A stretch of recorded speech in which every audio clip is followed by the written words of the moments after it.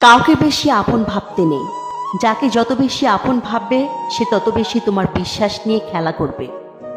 কাউকে তার ভালো মন্দ বেশি বোঝাতে যাবে না, এতে আপনিই খারাপ হয়ে যাবেন। তাকে প্রথম ছেড়ে দিন, সে যখন বিপদে পড়বে তখন সে এমনিতে আপনার মূল্যটা বুঝতে পারবে।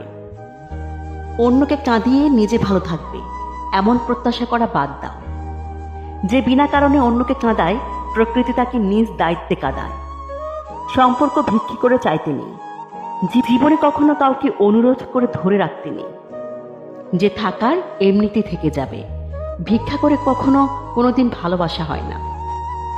ভিক্ষা করে কখনো কোনো সম্পর্ক ধরে রাখা যায় না, সত্যিই রাখা যায় না।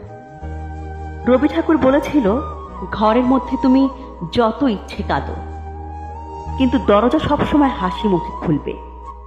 কারণ যদি কেউ দেখে নেয় যে তুমি ভেঙে পড়েছ, তবে সে তোমায় আরো ভেঙে দিয়ে যাবে।